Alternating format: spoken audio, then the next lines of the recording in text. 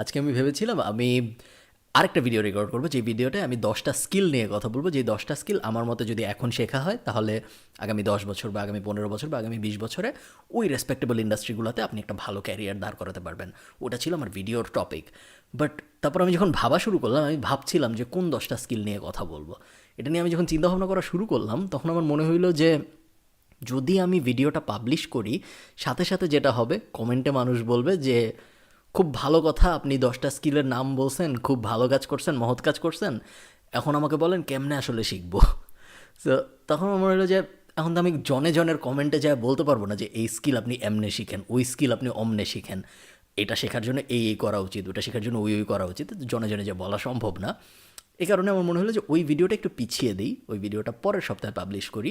এই সপ্তাহে আমরা হাউ টু লার্ন এনিথিং এই ব্যাপারটা নিয়ে কথা বলার চেষ্টা করি। ব্যাপারটা অনেকটা মাছ ধরার গল্পের মতো, মনে আছে না যে আমরা বলতাম যে কাউকে কি মাছ ধরা শিখাবো নাকি বাসায় মাছ পাঠাবো, এবং তখন একজন বলতো যে বাসায় মাছ পাঠাও, আরেকজন বলতো যে না, বাসায় মাছ পাঠানোর দরকার নেই, তোকে যদি মাছ ধরা শিখায় দাও তাহলে সারা জীবন তোমার আর তার বাসায় মাছ পাঠাইতে হবে না, একবার মাছ ধরা শিখাই দিলেই হয়। সো আজকের এই ভিডিওতে আমি বেসিক্যালি আপনাদের মাছ ধরা শেখানোর চেষ্টা করছি, এবং যদি আপনি একবার মাছ ধরা শিখে যান তাহলে ইভেনচুয়ালি আপনার আর মাছের কার কার কাছে মাছ আছে এটা নিয়ে চিন্তা ভাবনা করতে হবে না, কারণ আপনি নিজেই এখন মাছ ধরতে পারেন। সো কোনো কিছু শেখার না একটা, আচ্ছা, ভিডিওটার মেইন টপিকটা যে 5টা স্টেপের কথা বলবো আমি কোনো কিছু শেখার জন্য, তার আগে আমি একটা ব্যাপার বলে রাখি যে আপনারা অনেকেই হয়তো শুনছেন যে কোনো কিছু শেখার জন্য 10,000 ঘন্টা দিতে হয়, 10,000 আওয়ার্স। এটা খুব পপুলার একটা কনসেপ্ট যে 10,000 ঘন্টা না দিলে তুমি কোনো কিছু শিখতে পারবা না। এটি কিন্তু পুরোপুরি ভুল ধারণা, এবং এরকম ধারণা যদি আপনার ব্রেইনে থাকে তাহলে অবচেতনভাবেই আপনার ব্রেইন আপনাকে কোনো কিছু শিখতে উৎসাহ দিবে না। আপনার ব্রেইন মনে মনে বলবে যে 10,000 ঘন্টা দিব একটা জিনিস শেখার জন্য। 10,000 ঘন্টা কিন্তু অনেক সময়। আপনি যদি একটা ফুল টাইম চাকরি করেন 9টা থেকে 5টা, তাহলে 5 বছর লাগে 10,000 ঘন্টা হইতে। 10,000 ঘন্টা বিশাল ব্যাপার, এবং আপনার ব্রেইন তখন অবচেতনভাবে আপনাকে বোঝাবে যে না, এইসব জিনিস শেখার চেষ্টা করার দরকার নেই, বা 1 ঘন্টা আধা ঘন্টা চেষ্টা করার পর ব্রেইন বলবে যে না, হচ্ছে না, থাক, না শিখি, অন্য কিছু শিখবো না, যেটা অনেক সহজ। এটার জন্য আপনার প্রথমেই বুঝতে হবে 10,000 ঘন্টার যে রুলটা, ওই রুলটা এক্সপার্ট হওয়ার জন্য। অ্যাকচুয়াল স্টেটমেন্ট যেটা, সেটা হলো if you want to be an expert in any field, তাহলে you will have to spend minimum 10,000 ঘন্টা learning that skill. So expert হওয়ার জন্য। কিন্তু আপনি যদি একটু চিন্তা করেন, এইখানে মনে করেন আমি কিছুই জানি না, এইখানে মনে করেন এক্সপার্ট, মাঝখানে আমার আরেকটা হাত থাকলে ভালো হইতো, মাঝখানে 10,000 ঘন্টা, ঠিক আছে? সো আমি কিছুই জানি না, আমি এক্সপার্ট, মাঝখানে 10,000 ঘন্টা। এখন আপনি চিন্তা করেন যে আমি যখন শেখা শুরু করব, তখন আস্তে আস্তে কিন্তু আমি কিছু জানি না থেকে অল্প একটু জানি, আরেকটু জানি, মাঝামাঝি অনেক কিছু জানি, এক্সপার্টের কাছাকাছি চলে আসছি, অলমোস্ট এক্সপার্ট, তারপর ইভেনচুয়ালি যে আমি এক্সপার্ট হব। সো এমন, এটা কিন্তু জিরো সাম গেম না যে আমি হয় কিছু জানি না অথবা আমি একটা ব্যাপারে এক্সপার্ট। অনেক মানুষ আছে যারা এক্সপার্ট না, আবার কিছু জানে না এমনও না, তারা ওয়ার্কিং নলেজ আছে, তারা মোটামুটি জানে, এবং ক্যারিয়ার তাদের খুব ভালো। সবার তো সব ফিল্ডে এক্সপার্ট হইতে হয় না ক্যারিয়ার খুব ভালো করার জন্য। আবার এমন অনেক স্কিল আছে যেখানে আপনার এক্সপার্ট হওয়ার দরকারও নাই। আমি গিটার বাজাইতে পারি, আমি কি একদম কিছুই জানি না গিটারের ব্যাপারে? না, তা না, আমি কিছু কিছু জানি। আমি কি আয়ুব বাচ্চু?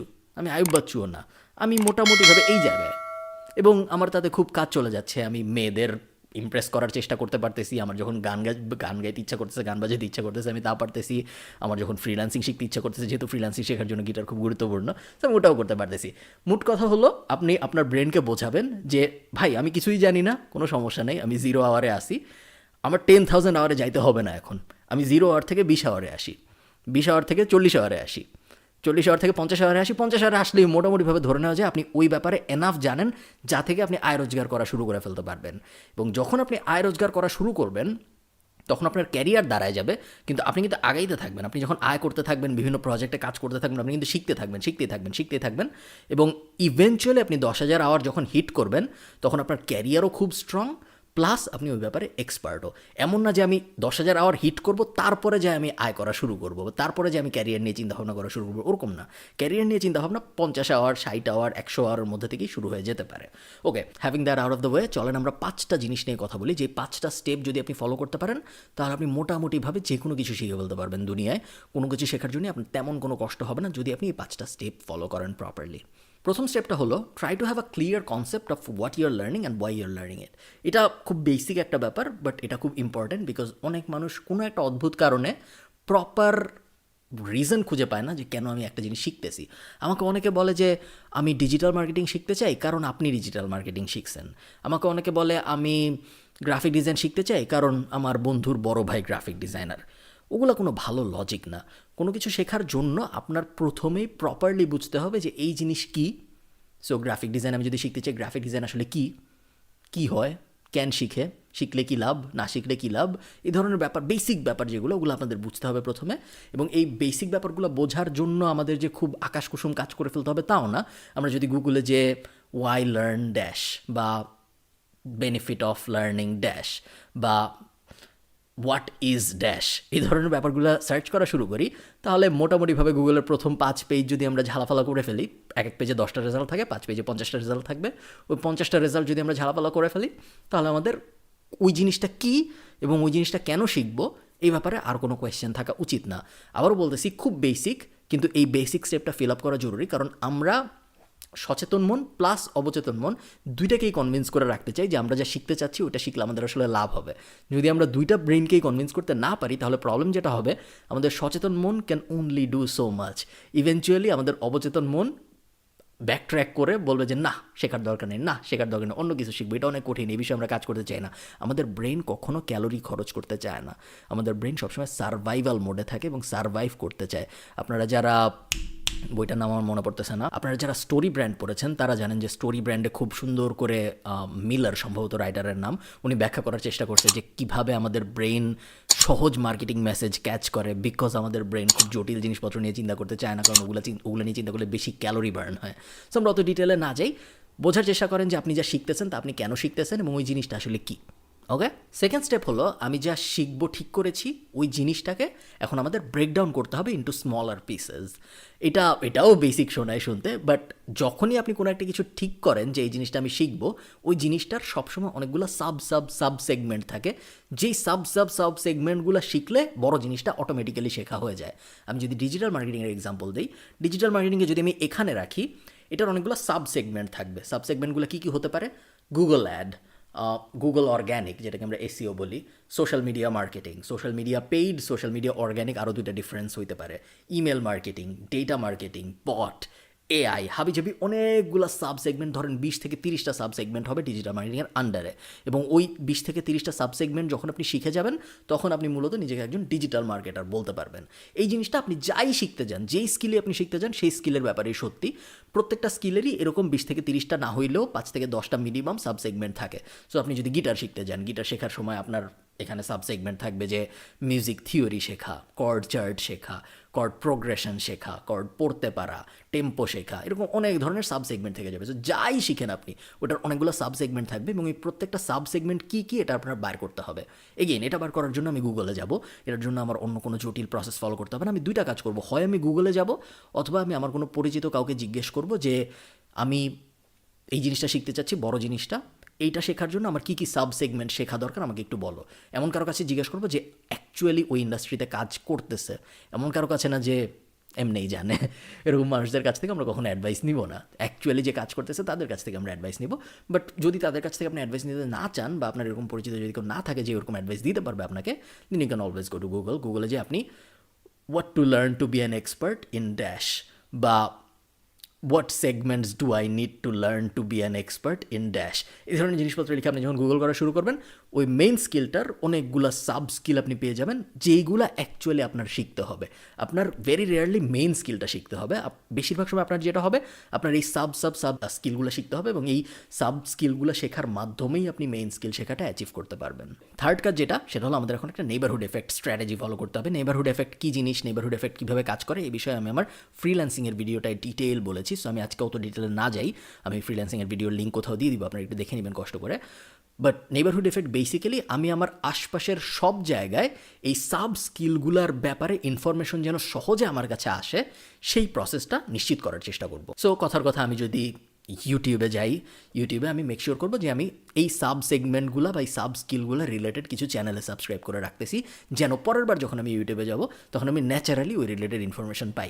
সেম জিনিস আমি ফেসবুক গ্রুপের সাথে করব, সেম জিনিস আমি রেডিটে সাবরেডিটের সাথে করব, সেম জিনিস আমি টুইটার ফলোর সাথে করব। সব জায়গায় আমি যদি ঘরে ম্যাগাজিন রাখি তাহলে 5টা ম্যাগাজিন নর্মাল হলে এখন আমি একটা ম্যাগাজিন রাখবো এই সাব সেগমেন্ট রিলেটেড। আমি যদি ধরেন পডকাস্ট শুনি তাহলে আমার পডকাস্টের একটা বা 2টা বা 3টা হইতে হবে এই সাব সেগমেন্টগুলোর কোনো একটা রিলেটেড। এইভাবে আমি বেসিক্যালি একটা নেইবারহুড এফেক্ট ক্রিয়েট করে ফেলতে পারবো। নেইবারহুড এফেক্টের মানে হইলো আমার আশপাশে যারা নেইবার, আমার আশপাশে যত নেইবার্স আছে সেই নেইবারগুলোও আমি যেই স্কিলগুলো শিখতে চাই ওই স্কিলগুলো নিয়ে কথা বলতেছে সবসময়।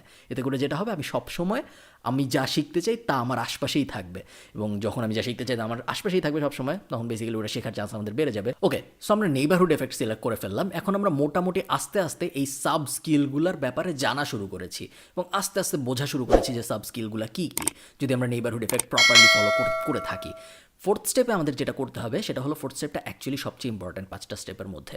এই স্টেপে আমাদের যেটা করতে হবে সেটা হলো আমরা books, courses and videos in this order, okay উল্টাপাল্টা করা যাবে না। প্রথমে ভিডিও আনা যাবে না, প্রথমে কোর্স আনা যাবে না। ফার্স্টে সবসময় বই, এরপরে কোর্স। কোর্স যদি আপনি স্কিপ করতে চান করতে পারেন, তাহলে আপনি থার্ডে সরাসরি ভিডিওতে চলে যেতে পারবেন। এই অর্ডারে আমরা আমাদের সাব স্কিলগুলোর ব্যাপারে আরও ইনফরমেশন নেওয়া শুরু করব। সো ধরেন আবারও আমি যদি এক্সাম্পলে চলে যাই, ধরেন আমি ঠিক করলাম যে আমি ব্লকচেইন ডেভেলপার হব। ফার্স্টেই আমার কাজ যেটা হবে, বই খুঁজে বের করতে হবে। সো ব্লকচেইনকে আমি ভেঙে সাব সেগমেন্ট করে ফেলেছি অলরেডি আমার সেকেন্ড স্টেপে। এখন আমার কাজ যেটা হবে, এখন আমি ওই সাব সেগমেন্টগুলোর জন্য ব্লকচেইনের প্রত্যেকটা সাব সেগমেন্টের জন্য একটা করে বা 2টা করে বই খুঁজে বের করার চেষ্টা করবো, ইন্টারন্যাশনাল বই। ইন্টারন্যাশনাল বলছি তার কারণ বাংলা ভাষায় বেশিরভাগ সময় ভালো বই পাওয়া যায় না, অনেক ক্ষেত্রে পাওয়া যেতেও পারে বাট বেশিরভাগ সময় পাওয়া যায় না, এই কারণে আমি সেফ থাকার জন্য ইন্টারন্যাশনাল বলছি। ওই প্রত্যেকটা সাব সেগমেন্টের জন্য আমি বই খুঁজে বের করবো এবং বইগুলো পড়া শুরু করবো। এই স্টেপটা খুব কষ্টকর এবং এই স্টেপটা সবাই ফলো করতে পারে না, বাট একটা বই থেকে আপনি যে পরিমাণ নলেজ গ্যাদার করতে পারবেন 20টা কোর্স বা 50টা ভিডিও থেকে আপনি কোনোদিনও সেই পরিমাণ নলেজ গ্যাদার করতে পারবেন না। এবং রিটার্ন অন ইনভেস্টমেন্ট আরওআই যদি আমরা চিন্তা করি, বইয়ের আরওআই সবচেয়ে বেশি। আপনি যদি বাংলাদেশে তো বই সস্তা, তাই না, বাংলাদেশে আমরা 100 টাকা 200 টাকা 300 টাকা বই পেয়ে যাই, বাট আপনি যদি ইন্টারন্যাশনাল রেটের কথাও চিন্তা করেন, আপনি $20 দিয়ে বা $30 দিয়ে একজনের পুরা লাইফের এক্সপিরিয়েন্স পেয়ে যাচ্ছেন বা একটা বিষয়ের পুরো আগাগোড়া পেয়ে যাচ্ছেন, যেটা আপনি কখনোই অন্য কোনোভাবে এত কম খরচে এত ভালো রিটার্ন অন্য কোনো ইন্ডাস্ট্রিতে পাওয়া সম্ভব না। সো সাব স্কিলগুলোর প্রত্যেকটার এক একটা বই আমাদের মিনিমাম খুঁজে বের করতে হবে এবং তারপরে ওই বইটা আমাদের পড়ে ফেলতে হবে। বই পড়ে শেখা সবচেয়ে ভালো উপায় শেখার। বই পড়ে শেখার কোনো রিপ্লেসমেন্ট নাই, দুনিয়ার কোনো কোর্স নাই, দুনিয়ার কোনো ভিডিও নাই যেটা বই পড়ে শেখার মেথডটাকে রিপ্লেস করতে পারবে। ফিফথ যে কাজটা আপনার করতে হবে, যেটা আমাদের লাস্ট স্টেপ, সেটা হলো learn just enough to get started and learn the rest on the go. So আমি জাস্ট এনাফ শিখবো বই থেকে, কোর্স থেকে, ভিডিও থেকে, যেন আমি স্টার্ট করতে পারি কাজ, এবং বাকিটুকু আমি কাজ স্টার্ট করে কাজের মাধ্যমে শিখে যাব। এটা আমি কেন বলছি, এটা অনেকে আবার ভাবে যে না আমি আসলে পুরা জিনিসটা আগে ভালো মতো শিখবো তারপরে আমি কাজ করা শুরু করবো, একটা পারফেকশনিস্ট মেন্টালিটি চলে আসে। বাট পারফেকশনিস্ট মেন্টালিটি কখনোই কোনো কিছু শেখার জন্য ভালো না। আপনি শিখবেন, শেখার সময় ভুল হবে, ওই ভুলের থেকে শিখবেন, ওই ভুলের থেকে যা শিখবেন তার মধ্যে আবার ভুল হবে, তারপর তার থেকে আবার শিখবেন। এইভাবেই মেনলি মানুষ শিখে কোনো কিছু।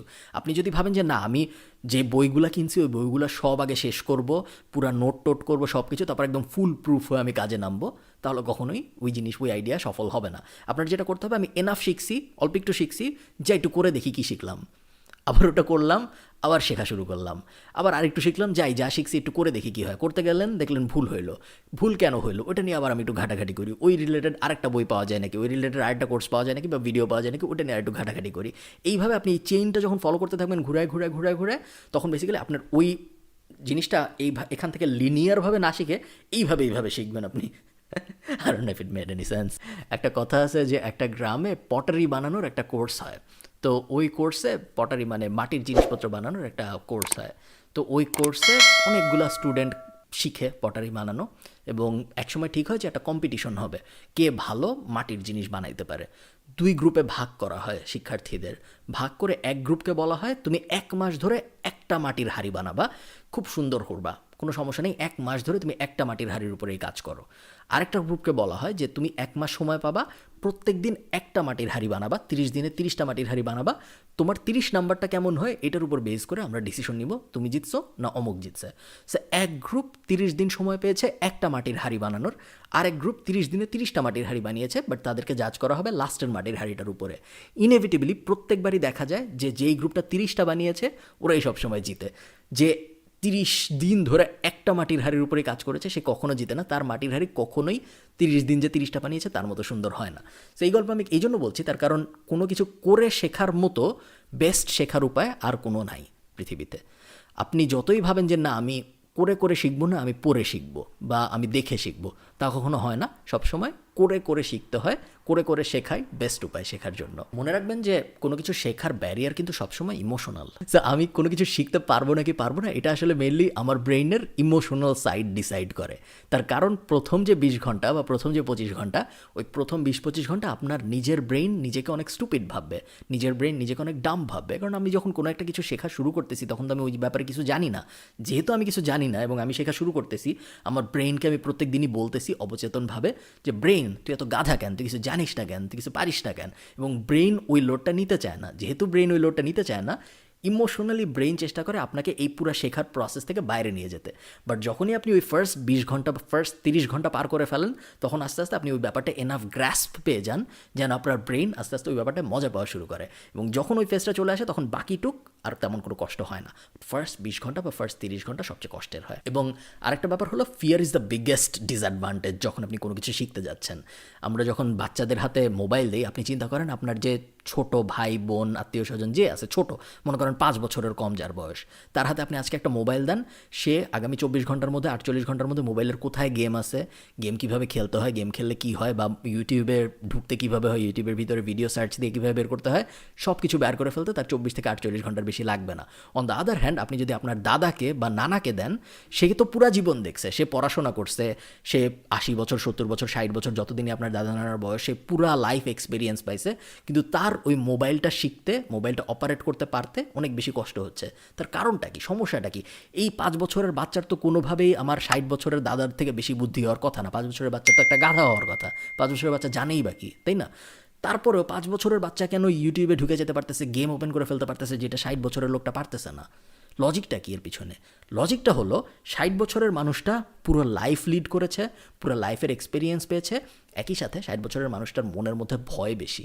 60 বছরের মানুষটা কখনো মোবাইল যখন তার হাতে যায় তখন সে আবোল তাবোল জায়গায় ক্লিক করতে চায় না, কারণ তার মনে হয় যে যদি আমি আবোল তাবোল কোনো জায়গায় ক্লিক করে ফেলি তাহলে মোবাইলটা নষ্ট হয়ে যেতে পারে, বা আবোল তাবোল জায়গায় ক্লিক করলে হয়তো কোনো একটা ঝামেলা হয়ে যাবে। 5 বছরের যে বাচ্চা, ঝামেলা যে হইতে পারে এটার তার কোনো ধারণাই নেই, এবং এই কারণে সে সব জায়গায় ক্লিক করতেছে, এইটা ক্লিক করতেছে, দেখতেছে এটা হচ্ছে, তারপর তার ব্রেইন বুঝে যাচ্ছে যে এইটা ক্লিক করলে ওইটা হয়। এইভাবে প্রত্যেকটা ক্লিক করার মাধ্যমে ইভেনচুয়ালি সে খুব সহজেই মোবাইলের অপারেট করা শিখে ফেলতেছে। অন দ্য আদার হ্যান্ড 60 বছরের জন যেহেতু ভয় পাচ্ছে কোনো কিছু ক্লিক করতে, এবং উনি চাচ্ছে যে এক্স্যাক্টলি যাতে করে সব কিছু ঠিকঠাক ওই ব্যাপারগুলো আমাকে কেউ বলে দেখ, আমি শুধু ওগুলোই ক্লিক করব, অন্য কিছুতে ক্লিক করব না। এই কারণে তার কখনোই মোবাইলটা ভালোভাবে অপারেট করা শেখা হয় না। এই সেম প্রিন্সিপালটা যদি আপনি মাথায় রাখতে পারেন তাহলে আপনার যে কোনো কিছু শেখা অনেক বেশি সহজ হয়ে আসবে। সবাই ভালো থাকেন। এই ভিডিওটা ভালো লাগলে নিচে একটা লাইক দিয়ে যাবেন। আপনার সাথে আমার দেখা হবে পরের সপ্তাহে। টাটা।